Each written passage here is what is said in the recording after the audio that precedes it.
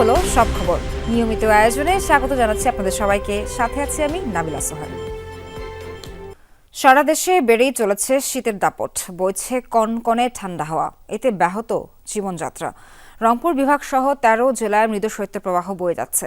দেশের সর্বনিম্ন তাপমাত্রা রেকর্ড হয়েছে পঞ্চগড়ে ৮.৩ ডিগ্রি সেলসিয়াস।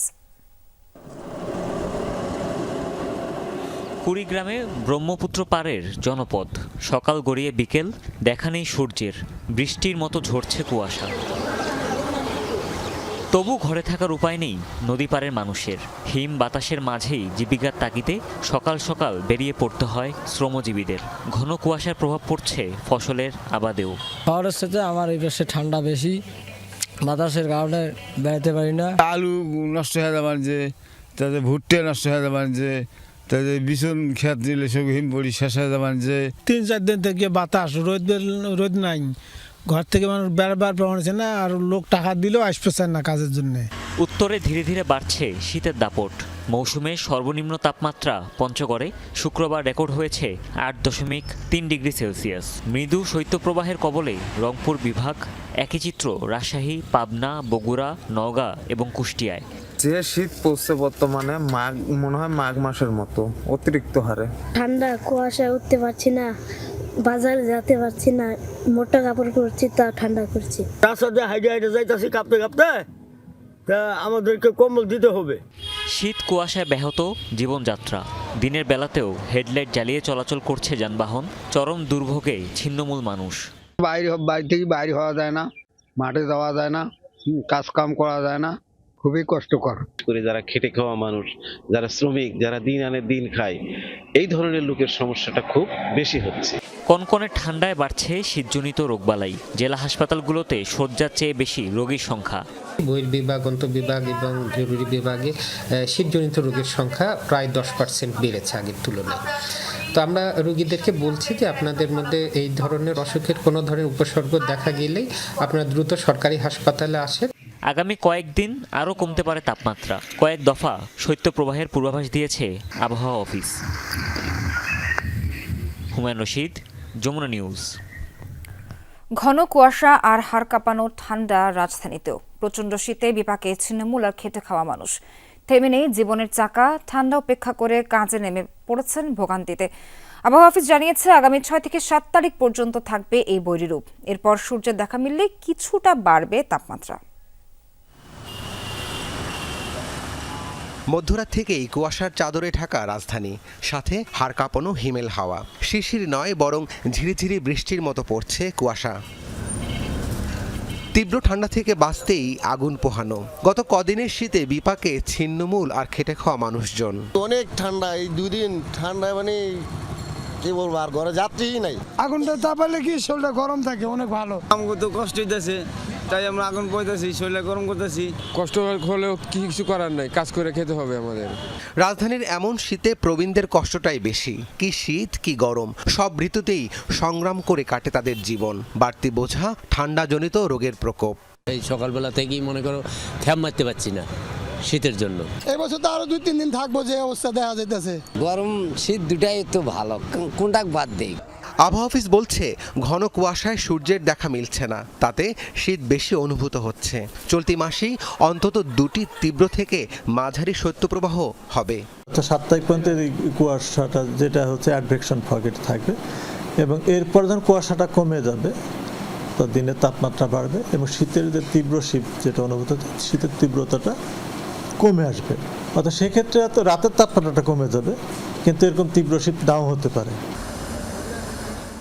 আগামী 7 জানুয়ারি পর্যন্ত রাজধানীর এমন পরিস্থিতি থাকতে পারে। এরপর সূর্যের আলো পেলে তাপমাত্রা কিছুটা বাড়বে, জানিয়েছে আবহাওয়া অফিস। আবহাওয়া অফিসের সবশেষ বুলেটিনে ঢাকাবাসীর জন্য তেমন কোনো সুখবর নেই। আজও রাজধানীতে সূর্যের দেখা মেলেনি, এমন অবস্থা আরও কয়েকদিন থাকবে। রাব্বি সিদ্দিকী, যমুনা নিউজ, ঢাকা। এবারে সহকর্মীদের কাছ থেকে জেনে নেব শীতের এখনকার অবস্থা। পঞ্চগড় থেকে যুক্ত হচ্ছেন সহকর্মী রনি মিয়াজি। রনি, রাতের এই সময়টাতে শীতের তীব্রতা কতটুকু বেড়েছে, আর শীতবস্ত্র বিতরণে কি কোনো উদ্যোগ দেখতে পাচ্ছেন কিনা?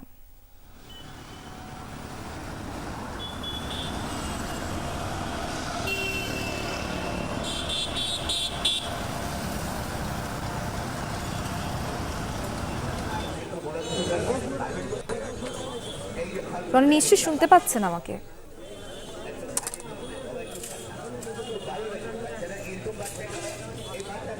যে আপনি জানেন দেশের সর্ব উত্তরের জেলায় পঞ্চগড়ে কিন্তু গত কয়েকদিন থেকে শীতের প্রকোপ কিন্তু বৃদ্ধি পেয়েছে এবং সারা দেশের মধ্যে কিন্তু সর্বনিম্ন তাপমাত্রা এই জেলায় বিরাজ করেছিল আজকে, এবং মৌসুমের সর্বনিম্ন তাপমাত্রা হিসাবে সেদিকে রেকর্ড করা হয়েছিল 8.3 ডিগ্রি সেলসিয়াস। উত্তরে যে হিমেলয় এটি এই জেলার উপর দিয়ে বয়ে যাওয়ার কারণে কিন্তু তাপমাত্রা পারদ ওঠানামা করছে এবং বিকেল পেরিয়ে সন্ধ্যা হয়েছে, সন্ধ্যা হওয়ার সাথে সাথেই কিন্তু উত্তরে যে হিমেলয় এই জেলার উপর দিয়ে বয়ে যাচ্ছে, ফলে কনকনে যে শীত সেটি অনুভূত হওয়া শুরু করেছে। ফলে যারা নিম্ন আয়ের মানুষ রয়েছে, খেটে খাওয়া মানুষ রয়েছেন, তারা কিন্তু দুর্ভোগে পড়া শুরু করেছেন। বিশেষ করে শীতকাল আসলে কিন্তু পিঠাপুলির দোকান থেকে শুরু করে গরম কাপড় এবং নতুন পোশাকের যে দোকানগুলো রয়েছে সেগুলো জমে উঠতে শুরু করেছে। তবে আমরা দেখেছি কি ক্রেতাদের কিন্তু অনেকটা শূন্যতা, হাহাকার। কারণ যারা নিম্ন আয়ের মানুষ তারা কিন্তু আসলে কাজ করতে পারছেন না শীতের কারণে। কারণ তারা যে সময় কাজের জন্য বের হবেন ঠিক সেই সময় কিন্তু কনকনে শীত অনুভূত হয়। কিছুক্ষণ আগেও আমি আবহাওয়া পর্যবেক্ষকদের সাথে কথা বলেছিলাম। আবহাওয়া পর্যবেক্ষকরা আমাকে যে তথ্যটি জানিয়েছে যে আগামী সপ্তাহের মধ্যে তাপমাত্রা পারদ আরও হ্রাস পাবে এবং শীতের প্রকোপ বৃদ্ধি পাবে। তবে জেলা প্রশাসনের পক্ষ থেকেও আমাদেরকে জানানো হয়েছে যে জেলার 5 উপজেলা 43টি ইউনিয়নে শীতবস্ত্র বিতরণ ইতিমধ্যে শুরু করেছে। এছাড়া আপনাকে আমি আরেকটি তথ্য জানিয়ে রাখি, পঞ্চগড় আধুনিক সদর হাসপাতালে কিন্তু শীতজনিত রোগীর সংখ্যাও বৃদ্ধি পাচ্ছে। বিশেষ করে উত্তরের জেলায় পঞ্চগড়ের বেশিরভাগ মানুষ পাথর এবং চা শ্রমিক হিসাবে জীবিকা নির্বাহ করে। গত কয়েকদিনে কনকনে শীতের কারণে তারা তেমন কাজকর্ম করতে পারছেন না। তারা কিন্তু বারবার সরকারের কাছে দাবি জানাচ্ছে, যেহেতু এই মুহূর্তে কনকনে শীত অনুভূত হচ্ছে, এক্ষেত্রে যদি এই মুহূর্তে তাদের সহযোগিতা করা হয় শীতবস্ত্র দিয়ে, তাহলে তারা অনেকটা উপকৃত হবে। সোয়ার। রনি, ধন্যবাদ আপনাকে। এবারে রাজধানীতে শীতের চিত্র জানাতে কুড়িল থেকে যুক্ত হচ্ছেন সহকর্মী তাজনুর ইসলাম। তাজনুর, আপনি কুড়িল এলাকায় আছেন, আমাদেরকে একটু জানাবেন যে সন্ধ্যার পর শীতের প্রকোপ আসলে কতটুকু বেড়েছে এবং নগরবাসীর চলাচল কেমন রাস্তাঘাটে?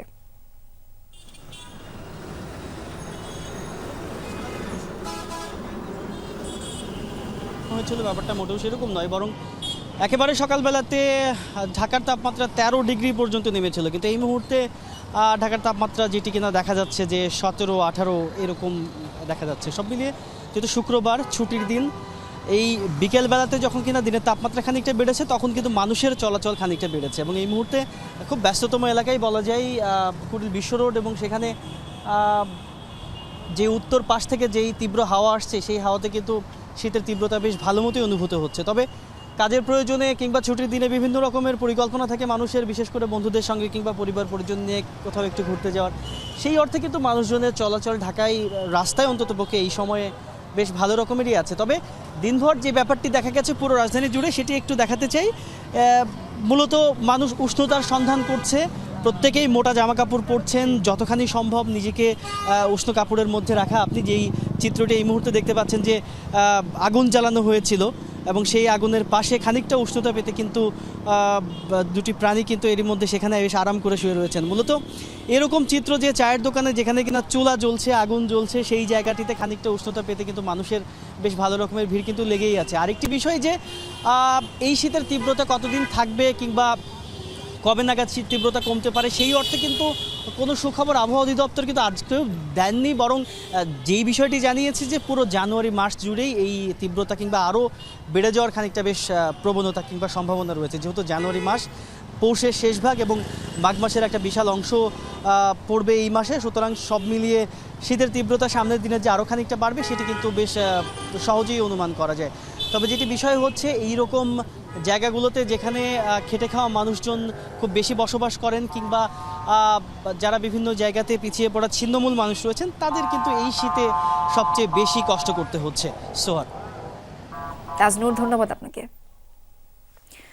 শীতের তীব্রতায় বেড়েছে গরম কাপড়ের চাহিদা। ছুটির দিনে গরম কাপড় কিনতে রাজধানীর ফুটপাতের দোকানে ভিড়ও বেড়েছে। ক্রেতারা বলছেন এবার গরম কাপড়ের দাম কম, বিক্রেতারা বলছেন ঠান্ডা বাড়লেও ছুটির দিন হিসেবে ক্রেতা সমাগম কম। হঠাৎ করেই ঢাকাসহ সারা দেশে বেড়েছে শীতের দাপট, ফলে বেড়েছে গরম কাপড়ের চাহিদা। এখানে প্রায় সব ধরনের গরম কাপড়ের সমারোহ রয়েছে এসব দোকানে। ক্রেতারা বলছেন হঠাৎ করে তীব্র ঠান্ডায় বিপাকে পড়েছেন তারা। গতকালকে থেকে ফিল করছি যে আসলে ঠান্ডাটা যেহেতু বেশি, সে তো বাচ্চাদের এবং আমাদের ভালো পোশাকের প্রয়োজন বা শীতের পোশাকের প্রয়োজন। 3 দিন যাবত মানে আবহাওয়ার যে অবস্থা অনেক ঠান্ডা পড়ছে, এই জন্য আর কি শীতের কাপড় চোপড় কেনাকাটা করতেছি। এবার গরম কাপড়ের দাম সাধ্যের মধ্যে আছে বলেও জানান ক্রেতারা। কেউ জ্যাকেট, সোয়েটার, মাফলার সহ বিভিন্ন ধরনের কাপড় কিনছেন। গ্রামে তো অনেক শীত বেশি, ঢাকার থেকে ডেফিনেটলি অনেক বেশি, এই জন্য একটু ভারী শীতের জামা কেনার জন্য সেই উদ্দেশ্যেই আসা। এর আগেও কিনে নিয়ে গেছে, আমার কাছে রিজনেবল মনে হচ্ছে। দাম আগের তুলনায় এখন মনে হচ্ছে একটু সহনীয়ের মধ্যে একটু ভালো। আর এখন তো শীতটা হঠাৎ করে একটু শীত বেশি পড়ছে, যার জন্য এখানে শীতের কাপড়টা একটু কিনতেছি কি। তবে বিক্রেতাদের দাবি ছুটির দিনের সকালে ক্রেতা তুলনামূলক কম। বেচা কিনা এখন কম, বেচা কিনা জানুয়ারি মাসে বেচা কিনাটা কম হয়, যা হয় নভেম্বর ডিসেম্বর। যারা আগে কিনুন না বাড়তি রেটে কিনছে, যারা আগে কিনুন না তারা কিনে লাইছে। এখন এই যে যারা ঢাকায় থাকে একটু নর্মাল ফ্যামিলি ওনারা আছে, ওনারা আসে মার্কেটে, ওনাদের থেকে একটু কম রেটে আমরা বিক্রি করি। শীতের বাজার এসে বর্তমান খুবই খারাপ। আমার যেই পরিমাণ মাল কিনছি, যেই পরিমাণ চাহিদা ছিল তার কিছুই বর্তমানে আমাদের মাল আমার মানে শীতের পর মাল থেকে যেতে পারে। আবহাওয়া অফিস বলছে আগামী 7 তারিখ পর্যন্ত শীতের প্রকোপ এমনই থাকবে। শীত বাড়লে বেচাকেনা ভালো হবে আশা ব্যবসায়ীদের। হাসিবুল করিম বিজয়, যমুনা নিউজ, ঢাকা। স্বাধীনতার পর লম্বা সময় পেরোলেও এখনও গর্বিত জাতি হিসেবে বাংলাদেশকে গড়ে তুলতে না পারার ব্যর্থতা সকল রাজনীতিবিদের। দিনাজপুর সরকারি কলেজের অর্থনীতি বিভাগের 50 বছর পূর্তির অনুষ্ঠানে বলেছেন বিএনপি মহাসচিব মির্জা ফখরুল ইসলাম আলমগীর। তিনি বলেন, দেশকে আগামীর জন্য গড়ে তুলতে প্রয়োজন সকলের ঐক্যবদ্ধ প্রচেষ্টা। দিনাজপুর সরকারি কলেজের অর্থনীতি বিভাগের সুবর্ণ জয়ন্তী অনুষ্ঠান বর্তমান ও সাবেক শিক্ষার্থীদের অংশগ্রহণে মুখর হয়ে ওঠে কলেজ প্রাঙ্গণ। বেলুন উড়িয়ে অনুষ্ঠানের উদ্বোধন করেন বিএনপির মহাসচিব মির্জা ফখরুল ইসলাম আলমগীর। এরপর বক্তব্যে তিনি বলেন, স্বাধীনতার 54 বছর পরও বাংলাদেশকে সুখী দেশ হিসেবে গড়তে না পারার ব্যর্থতা সকলের। আমরা এই 52-53 বছরেও বাংলাদেশকে একটা সুখী, শান্তিময়, প্রেমময়, ভালোবাসাময় এক দেশ গড়তে পারলাম না। আমরা এখানে রাজনীতি নিয়ে সংকীর্ণতায় ভুগি। বিএনপি মহাসচিব আরও বলেন, বিগত বছরগুলোয় গণতন্ত্র পুনঃপ্রতিষ্ঠার যুদ্ধে বিএনপির অসংখ্য নেতাকর্মী ক্ষমতাসীন দলের দ্বারা নির্যাতন, নিপীড়নের শিকার হয়েছে। স্বৈরাচার পতনের পর এখন দেশকে আগামীর জন্য গড়ে তুলতে প্রয়োজন সকলের ঐক্যবদ্ধ প্রচেষ্টা। গণতান্ত্রিক যুদ্ধে ছিলাম, আজকে সেই গণতান্ত্রিক যুদ্ধ শেষ হয়েছে, কিন্তু এখন পর্যন্ত আমরা সেই ঐক্যের যে যুদ্ধ, সকলে মিলে একসাথে দেশটাকে যে গঠন করব, তাকে নির্মাণ করব, তাকে একটা পথরেখা দেখাবো, আজকে এই বয়সে এসে আমার কাছে মনে হয় এই জায়গায় আমাদের ব্যর্থতা আছে।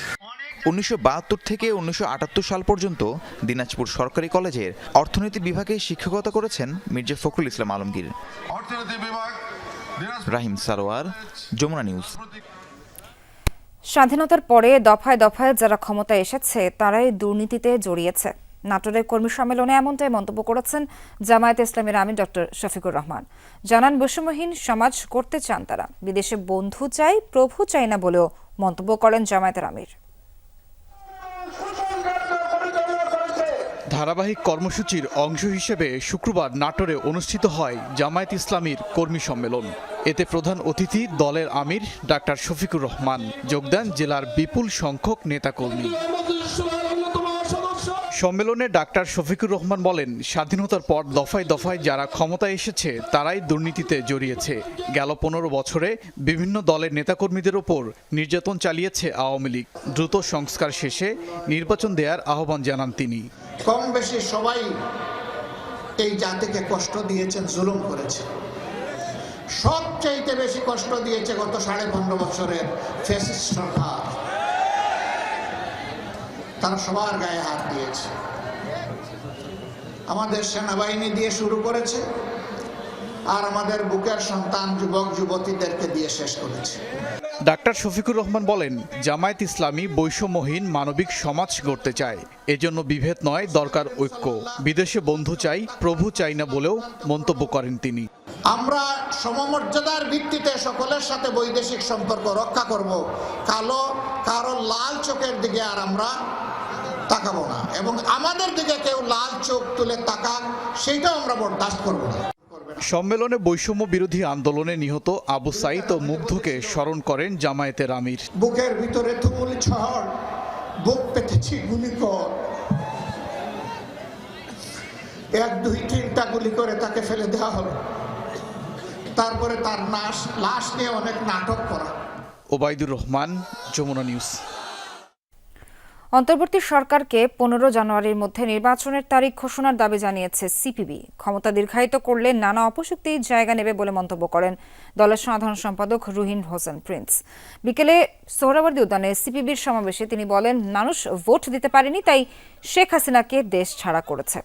অরাজনৈতিক শক্তি যেন দীর্ঘদিন ক্ষমতায় থাকতে না পারে, সেজন্য সবাই মিলে একসঙ্গে কাজ করার আহ্বান জানান তিনি। দেশকে মুক্ত করতে বর্তমানে সামাজিক বিপ্লব ও বিকল্প শক্তি দরকার বলেও মন্তব্য করেন রুহিন হোসেন প্রিন্স।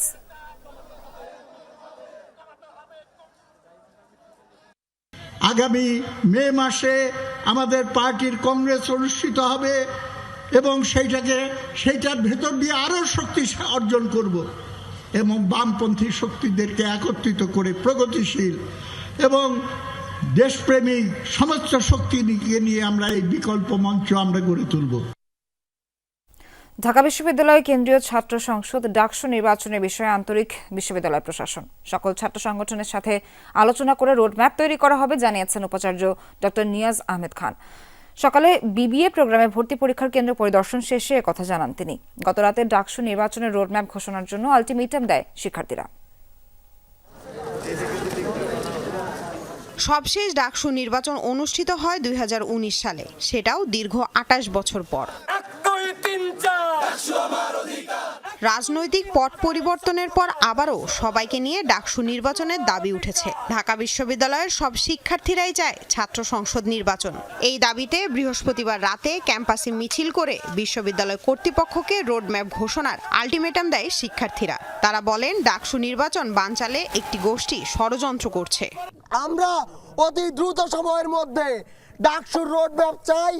ঢাকা বিশ্ববিদ্যালয়ের উপাচার্য ডক্টর নিয়াজ আহমদ খান জানিয়েছেন, ডাকসু নির্বাচন দিতে বিশ্ববিদ্যালয় প্রশাসন আন্তরিক। ডাকসু নির্বাচনের ব্যাপারে আমরা অত্যন্ত আন্তরিক, তবে আমরা চাই যে সবার মধ্যে মোটামুটি একদম ঐক্যমত না হোক, কিন্তু একটু ব্রড বেসড, যাতে একরকম সমঝোতা হয়, একটা চুক্তির মতো হয়। সবাইকে নিয়ে আমরা করতে চাই এই নির্বাচনটি উৎসবমুখর পরিবেশে, সবার বহুদিন পর একটি মুক্ত পরিবেশে এই সুযোগটি তৈরি হয়েছে। আমরা চাই যে এই কাজটি যতদূর সম্ভব সবাইকে নিয়ে নিখুঁতভাবে করতে। এদিকে উপাচার্যের বক্তব্যকে সাধুবাদ জানিয়ে বিশ্ববিদ্যালয়ের শিক্ষার্থীরা জানান, কোনো দলীয় লেজুর ভিত্তিক নির্বাচন চান না তারা। বিগত 15 বছরে আমরা দেখেছি গেস্ট রুম, গণরুম যে কালচারগুলো ছিল, এই জায়গা থেকে আমরা বেরিয়ে এসে সাধারণ শিক্ষার্থীরা একটা নতুন নেতৃত্ব চাই। ক্রিয়াশীল যেগুলো রাজনৈতিক সংগঠন আছে, যারা এই ডাকসুতে আমাদের প্রতিনিধিত্ব করতে পারে, তাদের সবাইকেই যেন সমানভাবে স্পেস দেওয়া হয়। আমরা সংস্কারের সাথেও একমত। আমরা চাচ্ছি রোডম্যাপের ভিতরে সংস্কারের জন্য স্যার সময়সীমা বেঁধে দেবেন যে এই সময়ের মধ্যে সংস্কার হবে, কিন্তু আমরা চাচ্ছি একটা সময়সীমা, যে সময়সীমায় ডাকসু হবে এরকম একটা কাজ যাতে আমরা দেখি। সংস্কারের পরেই হচ্ছে ডাকসু, এবং সেটা যদি আবার অনেকেই মনে করে যে সংস্কার মানে হচ্ছে যে এই রাজনৈতিক দলের সংস্কার, ডাকসুর সংস্কার, এটা করতে করতে আরও বহুদিন সময় লেগে যাবে, তাহলে এটা হচ্ছে ভিত্তিহীন। কারণ এই অলরেডি যেটা করা আছে সংবিধান, ডাকসুর সংবিধান যেটা করা আছে, এটা সংশোধন করতে আসলে আহামরি সময় দরকার নেই। ডাকসু নির্বাচন বানচালে কেউ ষড়যন্ত্র করলে সেটা রুখে দিতে প্রস্তুত বলেও জানান সাধারণ শিক্ষার্থীরা। লামিয়া তিথি, যমুনা নিউজ, ঢাকা। কোটা নয়, মেধার ভিত্তিতে প্রশাসনের পদোন্নতি চান আমলারা। একই সাথে ক্যাডারদের বৈষম্য নিরসনের মাধ্যমে নিশ্চিত করা হোক সুযোগ সুবিধা। সকালে কৃষিবিদ ইনস্টিটিউশনে এক আলোচনা সভায় দাবিগুলো তুলে ধরেন আন্ত ক্যাডার বৈষম্য নিরসন পরিষদ। তারা জানান, দাবি আদায়ে অন্তর্বর্তী সরকারের বিরুদ্ধে কোনো আন্দোলনে যাবেন না আমলারা। জনপ্রশাসনের ক্যাডারগুলোর মধ্যকার বৈষম্যের অবসানের দাবি জানিয়েছেন আমলারা। রাজধানীতে জনবান্ধব সিভিল সার্ভিস বিনির্মাণে করণীয় শীর্ষক আলোচনা সভায় এই দাবি জানায় আন্তঃক্যাডার বৈষম্য নিরসন পরিষদ। এতে অংশ নেয় প্রশাসন ছাড়া বাকি 25টি ক্যাডারের কর্মকর্তারা। আলোচনায় বক্তারা প্রশাসনের ভেতরের বিভিন্ন বৈষম্যের কথা তুলে ধরেন। বলেন, সবার আগে দরকার প্রশাসনের সংস্কার। আমরা পরীক্ষার মাধ্যমে সমস্ত পদোন্নতিগুলো নিশ্চিত করতে চাই। যদি যার যার ক্যাডার নিয়ন্ত্রণ করা যায়, আর যদি শিক্ষার লোক যদি শিক্ষা মন্ত্রণালয় নিয়ন্ত্রণ করে, আর যদি স্বাস্থ্যের লোক যদি স্বাস্থ্য ক্যাডারকে নিয়ন্ত্রণ করে, তাহলে দেখবেন জনবান্ধব প্রশাসন এমনিই হবে। আমরা চাই সংস্কার, সেই সংস্কার আমার জন্য না, আমার রাষ্ট্রের জন্য। আপনাদের এই খতিয়ে দেখুন, যাচাই করুন, এ বন্ধ করতে হবে। কৃত্য পেশাজীবীদের হাতে, প্রত্যেক দক্ষদের হাতে মন্ত্রণালয় দিয়ে দিতে হবে। বিভিন্ন প্রকল্পের নামে বিদেশে প্রতিনিধি দল পাঠানোর সমালোচনা করেন ক্যাডাররা। দাবি জানান ব্যাচ ভিত্তিক পদোন্নতি ও সুযোগ সুবিধা নিশ্চিতের।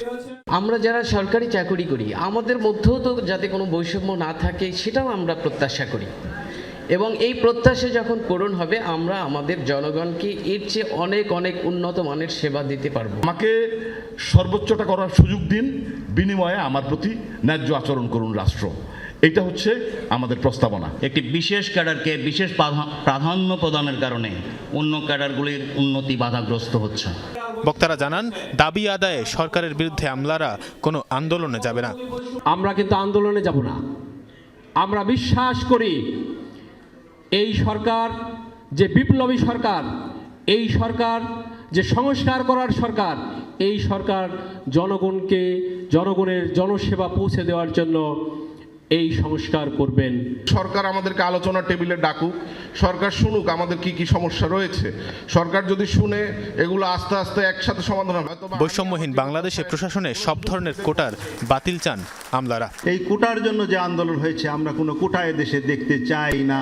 তানভীর সিদ্দিক টিপু, যমুনা নিউজ। আয়নাঘর শুধু ক্যান্টনমেন্টই নয়, ইউনিভার্সিটি, হোটেল ও ব্যক্তিগত বাড়িতেও ছিল, এমনটাই মন্তব্য করেছেন নৌপরিবহন উপদেষ্টা অবসরপ্রাপ্ত brigadier general doctor M Shakhawat Hossain. সকালে খুলনা সরকারি সুন্দরবন আদর্শ কলেজের সুবর্ণ জয়ন্তী ও 56 বছর পূর্তি অনুষ্ঠানে অংশ নেন তিনি। এ সময় উপদেষ্টা বলেন, বিগত বছরগুলোতে দেশকে এমনভাবে তছনছ করা হয়েছে যে তার সংস্কার শুধু অন্তর্বর্তী সরকারই নয়, পরবর্তী সরকারের জন্য বড় চ্যালেঞ্জ হয়ে দাঁড়াবে। দেশের বিভিন্ন স্থানের সন্ত্রাস, চাঁদাবাজি রুখে দিতে তরুণদের পাশাপাশি সকলকে এগিয়ে আসার আহ্বান জানান তিনি। আয়নাঘর শুধু ক্যান্টনমেন্টে ছিল না, আয়নাঘর ইউনিভার্সিটিতে ছিল, আয়নাঘর হোটেলে ছিল, আয়নাঘর পার্সোনাল বাড়িতে ছিল।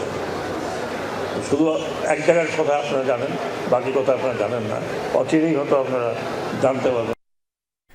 ঢাকা মাওয়া এক্সপ্রেসওয়েতে আলাদা স্থানে সড়ক দুর্ঘটনায় প্রাণ গেছে 4 জনের, আহত হয়েছেন অন্তত 5 জন।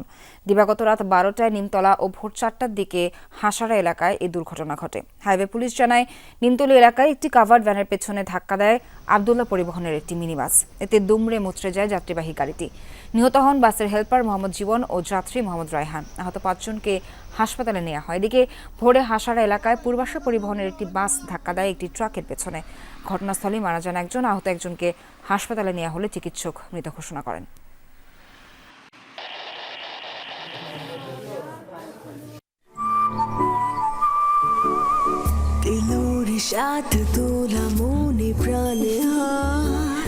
জাগালো জাদু খোলা চোখে দেখা যায়। নিউজিল্যান্ডের সেরা উৎস থেকে সংগ্রহিত Diploma full cream milk powder যুগ যুগ ধরে ডেসার্টকে বানায় এতটা ডেলিশিয়াস, যার চোখ ধাঁধানো স্বাদের কাছে হারবে সবাই। নিউজিল্যান্ডের এক্সেলেন্স ইন কোয়ালিটি। তীব্র শীত আর ঘন কুয়াশার প্রভাব পড়েছে ঢাকা আন্তর্জাতিক বাণিজ্য মেলায়। উদ্বোধনের পর ক্রেতা দর্শনার্থী কম থাকলেও ছুটির দিনে মেলায় প্রাণ ফেরার প্রত্যাশা ছিল ব্যবসায়ীদের, কিন্তু শীতের কারণে এতে প্রভাব পড়েছে। ব্যবসায়ীরা পণ্যের পসরা সাজিয়ে বসলেও ক্রেতা দর্শনার্থীদের উপস্থিতি হাতে গোনা। ছুটির দিনে এমন বৈরী আবহাওয়ায় হতাশ বিক্রেতারা। বিক্রয় কর্মীদের আশা, অবস্থার উন্নতি হলে মেলায় সমাগম বাড়বে। দিনের শুরুতে বিক্রি তেমন হয় না, বিকাল নাগাদ বাড়ে, তবে শীতের কারণে মানুষের আনাগোনা কম। আমাদের আশা আমরা ভালো কিছু করব, কিন্তু আজকে শীতের যে অবস্থা, যে ঠান্ডা, মানুষ তো বাহার থেকে মনে হয় না বের হবে। যে শীতটা পড়েছে আজকের, প্রভাব চলছে এখনো। আশা করছি আজকে যদি ছুটির দিন আমরা ভালো একটা কিছু আশা করছি। যেহেতু শীতের মৌসুম, মানুষজন অবশ্যই আসবে, কিন্তু যেহেতু মেলাটা অনেক বেশি দূরে পড়ে গিয়েছে, সেজন্য আগের মতো যে এই শুক্রবারে কেনা বেচা হতো সেই কেনা বেচাটা এখন আর হবে না। এই মুহূর্তে বাণিজ্য মেলার খবরাখবর জানাতে আমাদের সঙ্গে যুক্ত আছেন সহকর্মী সোবহান চৌধুরী। সোবহান, ছুটির দিন হলো তো আবহাওয়া কিছুটা প্রতিকূল, তো সেক্ষেত্রে মেলায় জনসমাগম, বেচা কেনা সব মিলিয়ে কি অবস্থা দেখছেন?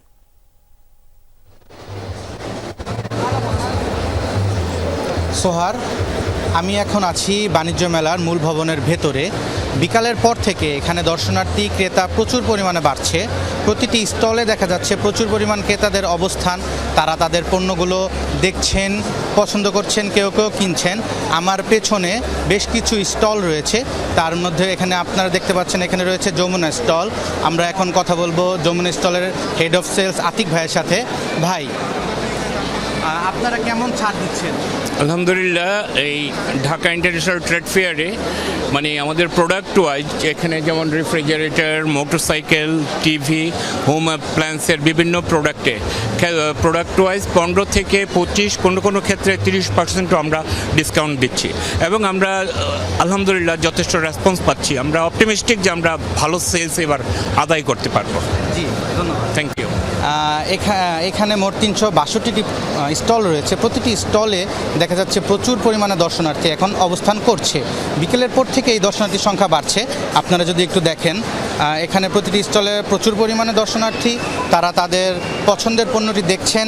বেশিরভাগ সময় তারা যাচাই বাছাই করছেন। তারা প্রথমেই কোনো কিছু কিনছেন এমন না, তারা আগে ঘুরছেন, যাচাই করছেন। এখানে প্রতিটি স্টলে যেমন ভিড় দেখা যাচ্ছে, তার পাশাপাশি খাবারের দোকানগুলোতেও বেশ ভিড় লক্ষ্য করা যাচ্ছে। এখানে আস্তে আস্তে ভিড়ের সংখ্যা আরও বাড়ছে। বিক্রেতারা বলছেন যেহেতু আজকে ছুটির দিন, তারা শুরুর দিকে ভেবেছিল দর্শনার্থীর সংখ্যা আরও বাড়বে, তবে এখন দর্শনার্থীর সংখ্যা দেখে বিক্রেতারা সন্তুষ্ট বলে দাবি করছেন। এই ছিল আমার কাছে। সোভান, ধন্যবাদ আপনাকে। গাজীপুর টঙ্গীর পাগার স্কুল অ্যান্ড কলেজে বর্ণাঢ্য আয়োজনে অনুষ্ঠিত হয়েছে বার্ষিক সাংস্কৃতিক ও পুরস্কার বিতরণী অনুষ্ঠান।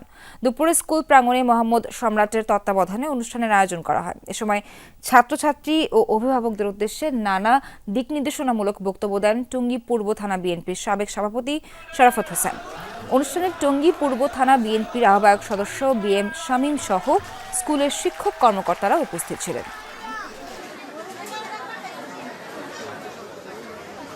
কোন সরকার কিন্তু শিক্ষা প্রতিষ্ঠান এবং পাঠ্যপুস্তকে কোনোদিন দলীয়করণের চিন্তাও করেনি।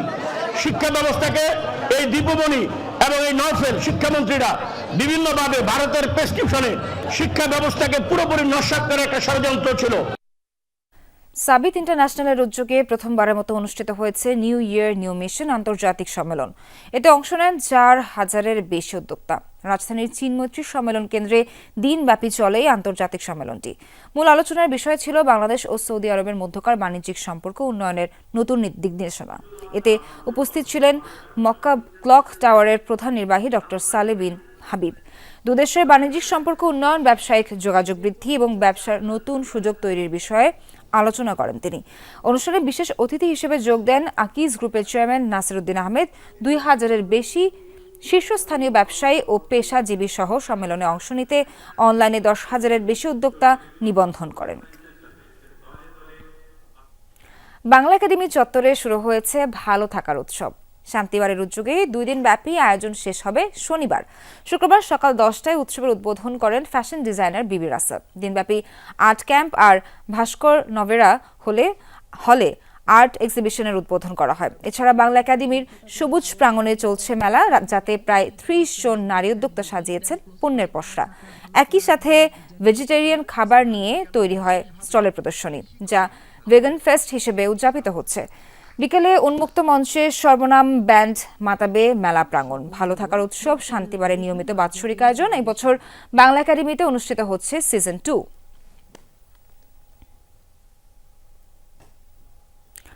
পান্থকুঞ্জ পার্ক রক্ষার আন্দোলনকারীদের ওপর সংঘবদ্ধ হামলার প্রতিবাদ ও ন্যায় বিচারের দাবিতে মিছিল সমাবেশ করেছে পান্থকুঞ্জ প্রভাতী সংঘ ও বাংলাদেশ গাছ রক্ষা আন্দোলন নামের 2টি সংগঠন।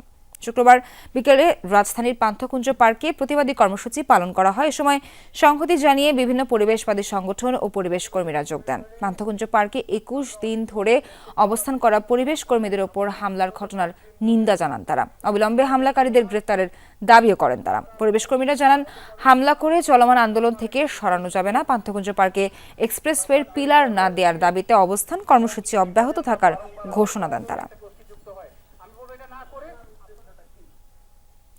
পাকপাখালি দেশের রত্ন, আসুন সবাই করি যত্ন। এই প্রতিপাদ্যে জাহাঙ্গীরনগর বিশ্ববিদ্যালয়ের প্রাণীবিদ্যা বিভাগের আয়োজনে পালিত হল 24তম পাখি মেলা 2025। সকালে বেলুন উড়িয়ে মেলার উদ্বোধন করেন বিশ্ববিদ্যালয়ের উপাচার্য।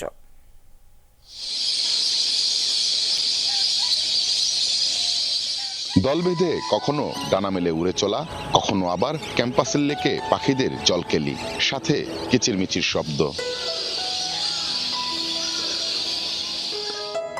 পাখপাখালি দেশের রত্ন, আসুন সবাই করি যত্ন। এই প্রতিপাদ্যে জাহাঙ্গীরনগর বিশ্ববিদ্যালয়ে অনুষ্ঠিত হলো পাখি মেলা। সকালে বেলুন উড়িয়ে মেলার উদ্বোধন করেন উপাচার্য অধ্যাপক ডক্টর কামরুল্লাহ হোসেন।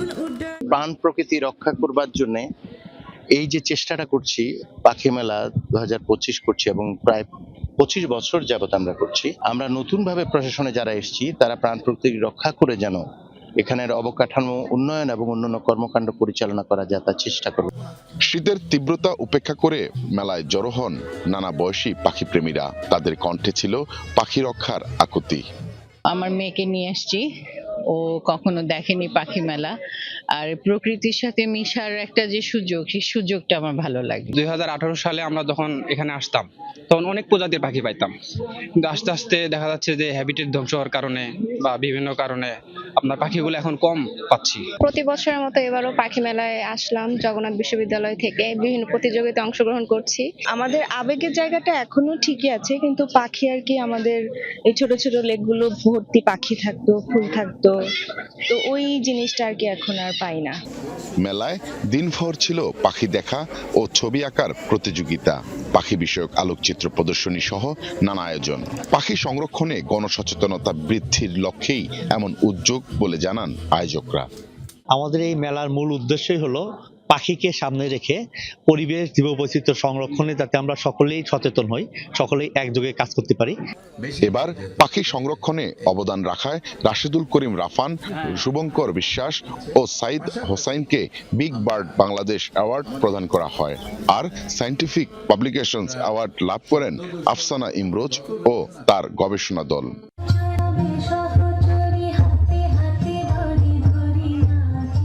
মাফসুর রহমান নিপ্পু, যমুনা নিউজ, সাভার।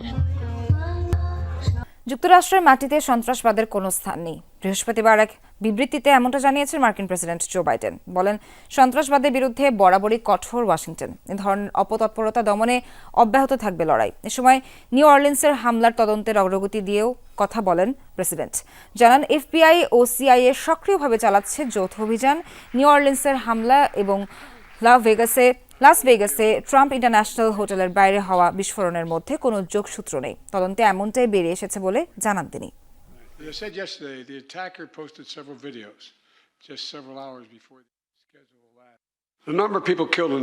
যুক্তরাষ্ট্রের নাগরিকদের আতঙ্কিত না হওয়ার আহ্বান জানাচ্ছি।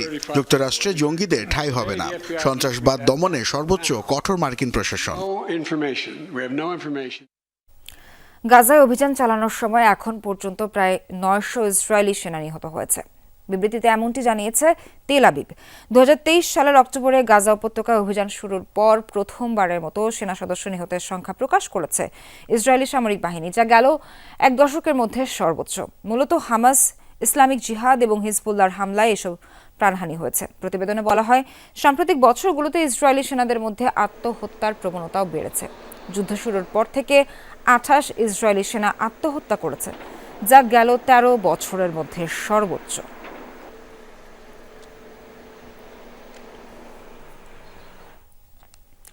পাকিস্তানের মাটিতে গুপ্ত হত্যা চালাচ্ছে ভারত, আর চিরশত্রু প্রতিবেশী দেশটিতে এই মিশন পরিচালনা করছে গোয়েন্দা সংস্থা র। বিস্ফোরক এ তথ্য জানিয়েছে মার্কিন গণমাধ্যম ওয়াশিংটন পোস্ট। পাকিস্তানের সংগঠিত অন্তত 6টি গুপ্ত হত্যার ঘটনা বিশ্লেষণ করে চাঞ্চল্যকর দাবিটি উত্থাপন করেছে সংবাদ মাধ্যমটি। বরাবরই সাপে নেউলের সম্পর্ক ভারত পাকিস্তানের। নরেন্দ্র মোদী মসনদে বসার পর কয়েক গুণ বেড়েছে সেই তিক্ততা। এর মাঝেই নয়াদিল্লির বিরুদ্ধে গুরুতর অভিযোগ আনল মার্কিন গণমাধ্যম ওয়াশিংটন পোস্ট। সম্প্রতি পাকিস্তানের কয়েকটি হত্যাকাণ্ডের বিষয়ে প্রশ্ন তুলেছে তাদের প্রতিবেদন, যাতে বলা হয় সেদেশে পরিচালিত গুপ্ত হত্যায় প্রত্যক্ষ বা পরোক্ষভাবে জড়িত ভারতীয় গোয়েন্দা সংস্থা র। দুদেশের সংশ্লিষ্ট সূত্রের সাক্ষাৎকার আর পুলিশি নথি সংগ্রহ পর্যালোচনার পরই প্রকাশিত হয়েছে এই রিপোর্ট। 2023 সালে লাহোরের ব্যস্ত সড়কে বন্দুকধারীর গুলিতে খুন হন পাকিস্তানি নাগরিক আমির সরফরাজ তাম্বা। তার বিরুদ্ধে ছিল পাকিস্তানের কারাগারে বন্দী ভারতীয় নাগরিক সরবজিৎ সিংকে হত্যার অভিযোগ। আলোচিত ওই হত্যাকাণ্ড নিয়ে বেশ তোলপাড় হয় দুই প্রতিবেশীর। ওয়াশিংটন পোস্টের দাবি, গুপ্ত হত্যার পেছনে রয়েছে ভারতীয় সম্পৃক্ততা। ওয়াশিংটন পোস্টের অনুসন্ধান বলছে নিজ ভূখণ্ডের বাইরে যোগাযোগ জাল বিস্তার করেছে র। দুবাই থেকে নাড়া হয় মূল কলকাঠি। তবে মিশন বাস্তবায়নে থাকেন না কোনো ভারতীয়, বরং ভাড়া করা হয় স্থানীয় সন্ত্রাসী বা আফগানদের। অভিযানগুলোর মূল টার্গেট থাকে বিভিন্ন সন্ত্রাসী সংগঠনের শীর্ষ নেতারা। শুধু তাই নয়, পশ্চিমা দেশগুলোয় রয়ের বিরুদ্ধে একই কায়দায় গুপ্ত হত্যার অভিযোগ এনেছে ওয়াশিংটন পোস্ট। অবশ্য এ বিষয়ে কোনো মন্তব্য করেনি ভারত। এর আগে কানাডায় শিখ নেতা নিজ্জার হত্যাকাণ্ড আর যুক্তরাষ্ট্রে খালিস্তানপন্থী নেতা পানুনকে হত্যার অভিযোগ ওঠে গোয়েন্দা সংস্থাটির বিরুদ্ধে। অনিক রহমান, যমুনা নিউজ। চরম নাটকীয়তার মধ্য দিয়ে স্থগিত হল দক্ষিণ কোরিয়ার অভিশংসিত প্রেসিডেন্ট ইউন সক ইয়োলকে গ্রেফতার অভিযান। শুক্রবার ভোরে তাকে গ্রেফতার করতে রাষ্ট্রীয় বাসভবনে পৌঁছান তদন্ত কর্মকর্তা, পুলিশ, কৌশলী সহ 150 জনের বিশেষ এক দল। তবে প্রেসিডেন্সিয়াল কম্পাউন্ডের নিরাপত্তা রক্ষীদের বাধা আর ইউন সক ইয়োলের সমর্থকদের বিক্ষোভের মুখে পিছু হটতে বাধ্য হয় তারা। গ্রেপ্তারি পরোয়ানাকে অবৈধ আখ্যা দিয়ে চ্যালেঞ্জের ঘোষণা দিয়েছেন সুক ইয়োলের আইনজীবী। শুক্রবার স্থানীয় সময় সকাল 7টা দক্ষিণ কোরিয়ার অভিশংসিত প্রেসিডেন্ট ইউন সুক ইয়োলের বাসভবনের সামনে সমর্থকদের ভিড়। ইয়োলকে গ্রেফতারে পৌঁছেছে তদন্ত কর্মকর্তা, পুলিশ ও কৌশলী সহ 150 জনের টিম। সেই তৎপরতা ঠেকাতেই বাসভবন ঘেরাও করেছে সমর্থকরা। অভিযোগ, অবৈধভাবে চলছে গ্রেফতারের চেষ্টা। দেশকে সংকট থেকে বাঁচানো জনগণের দায়িত্ব। অবৈধ উপায়ে প্রেসিডেন্টকে গ্রেফতারের চেষ্টা করছে তদন্ত অফিস, সেটা ঠেকানো আমাদের উদ্দেশ্য। আইনবিহীন রাষ্ট্রে পরিণত হয়েছে দক্ষিণ কোরিয়া। প্রেসিডেন্ট ইয়োল এখনো বেআইনি কিছু করেননি, তবু তাকে গ্রেফতারের চেষ্টা চালানো হচ্ছে। সুনাগরিক হিসেবে বিষয়টি এড়িয়ে যেতে পারেনি। বিশেষ বাহিনীকে ভেতরে প্রবেশে বাধা দেয় কম্পাউন্ডের নিরাপত্তা কর্মীরাও। দর কষাকষির পর ঢুকতে পারেন 18 সদস্য। কিছুক্ষণ পরই বাসভবনে যান ইয়োলের লিগাল টিমও। তাদের ভাষ্য, গ্রেফতারি পরোয়ানার নেই বৈধতা। 1 ঘন্টা পরই অভিযান বন্ধের ঘোষণা আসে দক্ষিণ কোরিয়ার দুর্নীতি তদন্ত অফিসের কার্যালয় থেকে, যাকে স্বাগত জানিয়েছে ইয়োলের রাজনৈতিক দলের অনেক নেতা। গেল বছরের শেষ নাগাদ মার্শাল ল জারির অভিযোগে অভিশংসিত প্রেসিডেন্টের বিরুদ্ধে গ্রেফতারি পরোয়ানা জারি করেন সিওলের একটি আদালত, যার মেয়াদ থাকবে আগামী 6 জানুয়ারি পর্যন্ত। ইফাতার খন্দকার, যমুনা নিউজ। ইনজুরি কাটিয়ে অনুশীলনে ফিরেছেন বার্সেলোনার স্প্যানিশ উইঙ্গার লামিন ইয়ামাল। প্রত্যাশিত সময়ের অনেক আগেই চোট কাটিয়ে উঠেছেন তিনি। গত 16 ডিসেম্বর লা লিগায় লেগানিসের বিপক্ষে ম্যাচে অ্যাঙ্কেলে চোট পান ইয়ামাল। বার্সেলোনা তখন 3 থেকে 4 সপ্তাহের জন্য মাঠের বাইরে থাকার কথা জানালেও তার আগেই ফিরেছেন এই ফুটবলার। স্প্যানিশ সুপার কাপের আগে ইয়ামালের প্রত্যাবর্তন আসার আলো জাগাচ্ছে বার্সেলোনা শিবিরে। আগামী বুধবার সেমিফাইনালের লড়াইয়ে যা বাড়তি রসদ হিসেবে কাজ করবে অ্যাথলেটিক বিলবাওয়ের বিপক্ষে। সবশেষ ইউরোতে স্পেনের শিরোপা জয়ে অবদান রাখা এই উইঙ্গার চলতি মৌসুমেও উজ্জ্বল বার্সেলোনার জার্সিতে। সপ্তম ম্যাচে এসে আসরের প্রথম সেঞ্চুরি দেখা পেল বিপিএল। চিটাগং কিংসের হয়ে 48 বলে সেঞ্চুরি হাঁকিয়েছেন পাকিস্তানের উসমান খান। বিপিএল একাধিক সেঞ্চুরি হাঁকানো ষষ্ঠ ব্যাটার হলেন ওসমান। 220 রানের বড় লক্ষ্য ছুড়ে দুর্বার রাজশাহীকে 105 রানের বিশাল ব্যবধানে হারিয়েছে চট্টগ্রাম দল। শুক্রবার শীতের তীব্রতা বেড়েছে অনেকটা। মিরপুরের হোমা ক্রিকেটের গ্যালারিতে কনকনে শীত আরো বেশি অনুভূত হয়েছে নিশ্চিত। তবে দর্শকদের দ্রুতই উষ্ণতার পরশ দিয়েছেন উসমান খান। পাকিস্তানি এই ব্যাটার 4 ছক্কার ফুলঝুরিতে মোহিত করেছেন দর্শকদের। যে ব্র্যান্ডের ক্রিকেট দেখতে মাঠে এসেছেন তারা, সেটাই উপহার দিয়েছেন উসমান। রাজশাহীর বিপক্ষে আগে ব্যাটিং করতে নেমে শুরুতেই ওপেনার পারভেজ ইমনকে হারায় চিটাগাং কিংস, কিন্তু পাকিস্তানি ব্যাটার উসমান সামলেছেন ইনফর্ম তাসকিনকে। আর বাস্তবতা হলো সোহাগ গাজী, শফিউল ইসলাম, মোহর শেখের মতো বোলাররা পাত্তাই পায়নি তার কাছে। 21 বলে 9-4 আর 1 ছক্কায় 50 তুলে নেন উসমান। আর 48 বলে 5টি ছক্কা আর 11টি চারে 3 অঙ্কের ম্যাজিক ফিগার স্পর্শ করেন এই পাকিস্তানি, যা এবারের বিপিএল এর প্রথম সেঞ্চুরি। তবে উসমানের বিপিএল এ এটি দ্বিতীয় শতক। এর আগে 2023 আসরে চট্টগ্রামের হয়েই বিপিএল এ নিজের প্রথম সেঞ্চুরি করেছিলেন তিনি। বিপিএল এ মাত্র 13 ইনিংস খেলেই 2টি সেঞ্চুরি হাঁকালেন এই টপ অর্ডার ব্যাটার। বিপিএল এ একাধিক সেঞ্চুরি করা ষষ্ঠ ব্যাটার উসমান। এছাড়াও জোড়া শতক আছে Johnson Charles, Andre Fletcher, Evin Lewis ও তামিম ইকবালের। আর সর্বাধিক 5টি সেঞ্চুরির মালিক উইন্ডিজ মেগাস্টার ক্রিস গেইল। শেষ পর্যন্ত 123 রানের ইনিংস খেলে থামেন পাকিস্তানি এই ক্রিকেটার। উসমানের ব্যাটেই মূলত বিপিএল এর এবারের আসরের প্রথম জয় পেল চিটাগং কিংস।